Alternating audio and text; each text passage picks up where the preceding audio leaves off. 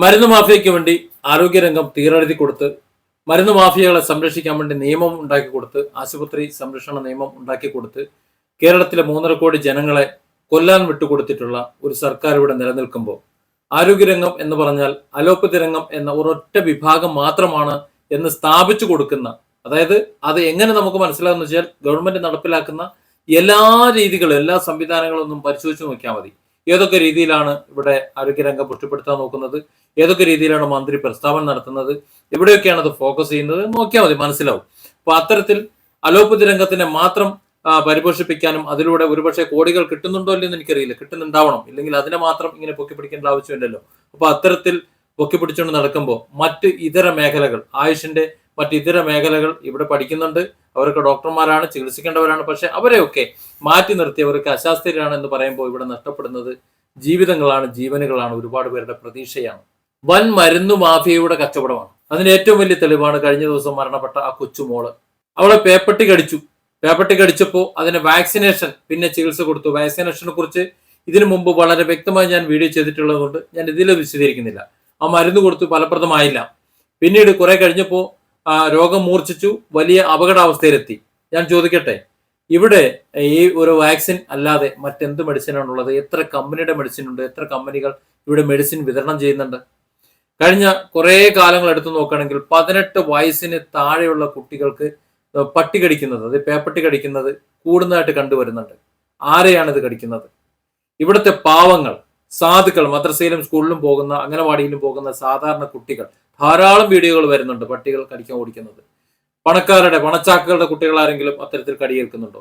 അവർ വലിയ വലിയ സ്കൂളുകളിൽ, വലിയ വലിയ വാഹനങ്ങളിൽ, സുരക്ഷിതമായ കവചങ്ങളിൽ അവർ പോയി പഠിക്കുന്നു, തിരിച്ചു വരുന്നു. പക്ഷെ ഈ സാധാരണക്കാരായ മക്കൾ അങ്ങനെയല്ല. അവർ നടന്നു പോകുന്നു, അല്ലെങ്കിൽ മറ്റാരും കൊണ്ടാക്കാൻ പറ്റാത്ത സാഹചര്യം ഉണ്ടാകുന്നു.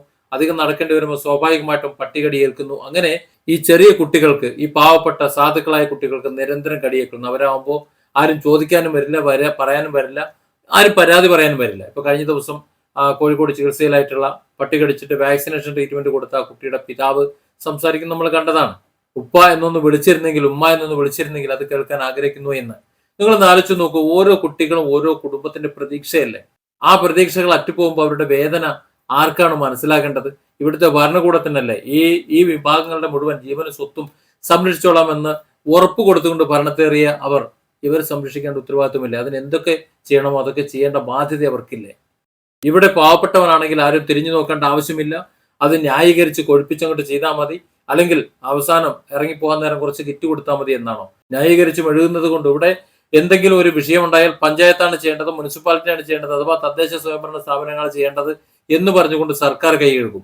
എന്നാൽ സർക്കാർ ഉണ്ടാക്കിച്ച നിയമങ്ങളും സർക്കാരിന്റെ മറ്റു കാര്യങ്ങളും പറഞ്ഞുകൊണ്ട് ഈ പറഞ്ഞ മുനിസിപ്പാലിറ്റിയും പഞ്ചായത്തുകളും അങ്ങനെയും കൈകഴുകും. പക്ഷെ ഇതിനിടയിൽ കുറെ പാവങ്ങൾ ജീവിക്കുന്നുണ്ട്. അവരെങ്ങനെ ജീവിക്കും? ഒരു വർഷം 20 ലക്ഷം പേരെ പട്ടി കടിക്കുന്നുണ്ടെന്നാണ് കണക്ക്. ഇത് ഔദ്യോഗികമായ കണക്കാണ്. 20 ലക്ഷം പേരെ പട്ടി കടിക്കുന്നുണ്ട്. പട്ടി കടിയേറ്റ ഒരാൾക്ക് 6 സൂചി എന്ന കണക്കിൽ 20 × 6 1 കോടി 20 ലക്ഷം സൂചികൾ ആണ് കുത്തിവെക്കപ്പെടുന്നത്. 1,20,00,000. എത്ര കോടി രൂപയുടെ പണമിടപാടാണ് ഇവിടെ നടക്കുന്നത്? ഇത് ഔദ്യോഗികമായിട്ടുള്ള കണക്കാണ്. ഇതൊന്നുമില്ലാതെ മാന്തിയതും കടിച്ചതും തൊട്ടതും പിടിച്ചതുമായിട്ടുള്ള പ്രൈവറ്റ് ആശുപത്രിയിൽ പോകുന്ന കണക്കില്ലാത്ത കഥകൾ വേറെ ഉണ്ട്. ഈ കണക്കുകളൊക്കെ ഇങ്ങനെ നിൽക്കുമ്പോൾ ഇതിനിടയിൽ ഏതെങ്കിലും ഒരു പാവപ്പെട്ടവനെ കടിച്ച് അവന്റെ ജീവൻ നഷ്ടപ്പെടുമ്പോൾ, അല്ലെങ്കിൽ ആ കുട്ടിയുടെ ജീവൻ നഷ്ടപ്പെടുമ്പോൾ ഇരുന്ന് കണക്ക് നിരത്തി കുറെ കാര്യങ്ങൾ, കുറെ ശാസ്ത്രീയത വിളമ്പിട്ട് കാര്യമില്ല. കുറെ എച്ചോടിമാരും അല്ലാത്തവരും ഒക്കെ നിരന്നിരുന്നിട്ട് ആ മരണത്തെ ന്യായീകരിക്കുന്നത് കണ്ടു. ഞാനൊന്ന് ചോദിക്കട്ടെ, ആ കുരുന്നിന് സ്വപ്നങ്ങളില്ലായിരുന്നു? ആ കുരുന്നിനെ പോറ്റുന്ന ആ വീട്ടുകാർക്ക്, മാതാപിതാക്കൾക്ക് സ്വപ്നങ്ങളില്ലേ? പ്രതീക്ഷകളില്ലേ? ആ കുരുന്ന് ഈ ഭൂമിയിൽ പിച്ച വെച്ച് തുടങ്ങിയിട്ടേ ഉണ്ടായിരുന്നുള്ളൂ. ഇവിടെ മോഡേൺ മെഡിസിൻ എന്ന് പറയുന്ന, അലോപ്പതി എന്ന് പറയുന്ന ഒരു വിഭാഗത്തിൽ മാത്രമല്ലേ ആ കുട്ടിയെ ചികിത്സിച്ചിരുന്നുള്ളൂ. മറ്റേതെല്ലാം വിഭാഗങ്ങൾ ഇവിടെ ഉണ്ടായിരുന്നു.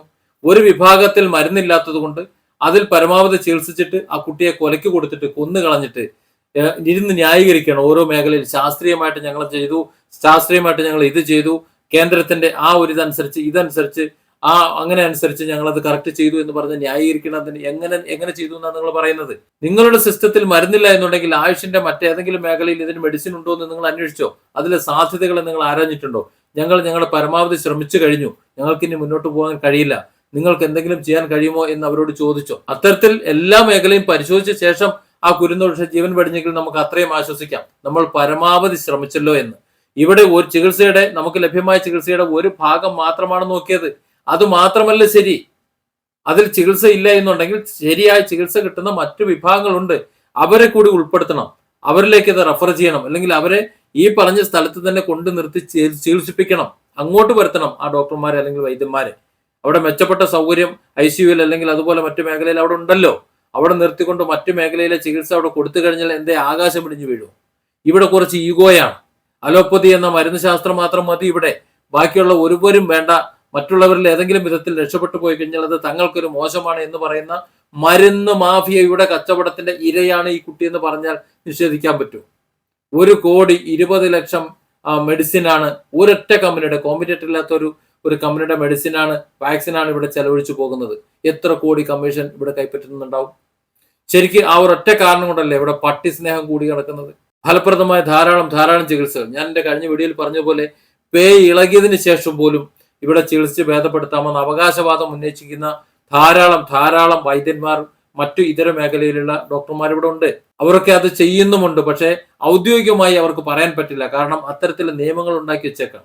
നമുക്കറിയാമല്ലോ, കൊറോണയുടെ സമയത്ത് കൊറോണ ചികിത്സിച്ച ഹോമിയോ വിഭാഗത്തെ മുഴുവൻ കേസിൽ കൊടുക്കാൻ വേണ്ടി ഇവിടുത്തെ അലോപ്പതി വിദഗ്ധരും ഞാൻ എൻ്റെ സംസാരത്തിന് തുടക്കത്തിൽ പറഞ്ഞ ആരോഗ്യമന്ത്രി എന്ന അലോപ്പതി മന്ത്രിയും ഒക്കെ ശ്രമിച്ചത്.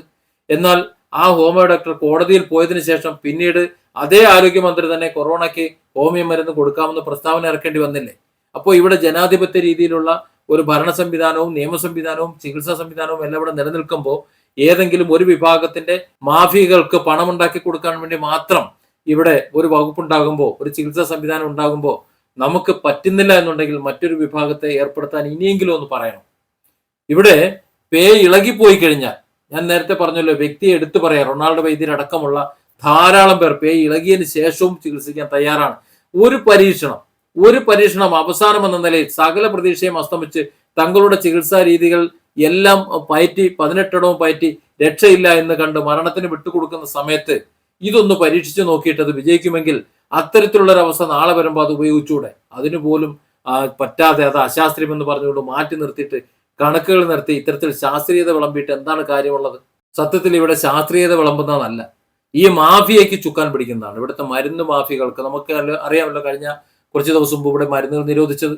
വർഷങ്ങളായി ഇവിടെ പ്രഷറിനും ഷുഗറിനും ഒക്കെ ഇവിടെ കഴിച്ചുകൊണ്ടിരുന്ന മരുന്നുകൾ, ആ മരുന്നുകൾ ഒരു സുപ്രഭാതത്തിൽ മരുന്ന് കൂട്ടുകൾ നിരോധിക്കുകയാണ്. വളരെ മാരകമായ പാർശ്വഫലങ്ങൾ ഉണ്ട് എന്ന് പറഞ്ഞുകൊണ്ടാണ് ആ മരുന്നുകൾ നിരോധിച്ചത്. അപ്പൊ ഞാൻ ചോദിക്കട്ടെ, ഇത് സ്ഥിരമായി കഴിച്ച, വർഷങ്ങളായി കഴിച്ച പേർ എത്ര പേർ രോഗികളായി മാറിയിട്ടുണ്ടാവും? ആരാണ് ഇതിന് സമാധാനം പറയുക? അപ്പോൾ ഏതെങ്കിലും ഒരു വിഭാഗത്തെ ചികിത്സിക്കുന്നതിന് ഇവിടെ ആരും എതിരല്ല. അവർക്ക് കഴിഞ്ഞിട്ടില്ല എന്നുണ്ടെങ്കിൽ തീർച്ചയായും മറ്റു വിഭാഗങ്ങൾ കൂടി ചികിത്സിക്കാൻ തയ്യാറാകണം. എല്ലാ വഴിയും അടഞ്ഞതിന് ശേഷമേ മരണത്തിന് വിട്ടുകൊടുക്കാവൂ. ഇവിടെ അത്തരത്തിലല്ല സംഭവിച്ചത്. അലോപ്പതി എന്ന് പറയുന്ന ഒരൊറ്റ വിഭാഗത്തിൽ ഈ പേ വിഷബാധയ്ക്ക് മരുന്ന് കണ്ടെത്താൻ കഴിഞ്ഞിട്ടില്ല എന്നുണ്ടെങ്കിൽ മരണത്തിലേക്ക് വിട്ടുകൊടുക്കുന്നതിന് മുമ്പ് മറ്റ് ചികിത്സാ രീതികൾ പരിശോധിക്കാത്തത് ഗുരുതരമായ തെറ്റാണ് എന്നാണ് എന്നെപ്പോലെയുള്ളവർക്ക് പറയാനുള്ളത്. കാരണം മറ്റു മേഖലകളിൽ പരിശോധിക്കണം. ആയുഷിന്റെ മറ്റ് ഇതര മേഖലകളുണ്ട്, ഇവിടുത്തെ നാട്ടുവൈദ്യമുണ്ട്, പാരമ്പര്യ വൈദ്യന്മാരുണ്ട്. ഭാരതത്തിന്റെ ആയിരക്കണക്കിന് കൊല്ലം പാരമ്പര്യമുള്ള ഇവിടെ വൈദ്യന്മാർ ഇവിടെ ഉണ്ട്, മരുന്ന് കൂട്ടുകൾ ഇവിടെ ഉണ്ട്. അതൊക്കെ ഫലപ്രദമായി പ്രയോഗിച്ചുകൊണ്ട് കുട്ടികളെ അല്ലെങ്കിൽ മറ്റുള്ളവരെ ജീവിതത്തിലേക്ക് തിരിച്ചുകൊണ്ടുവരാൻ പരിശ്രമിച്ച ശേഷമാണ് ഇത്തരത്തിലൊരു മരണം സംഭവിച്ചെങ്കിൽ തീർച്ചയായും നമുക്ക് ഒരല്പം ആശ്വസിക്കുകയെങ്കിലും ചെയ്യാം. നമ്മൾ പരിശ്രമിച്ചല്ലോ. പക്ഷെ ഇപ്പോ നിസ്സംശയം നമുക്ക് പറയാൻ കഴിയും, ഇത് കച്ചവടത്തിന്റെ ഇരയാണ് എന്ന്. Different angles. Don't forget to subscribe and support this channel.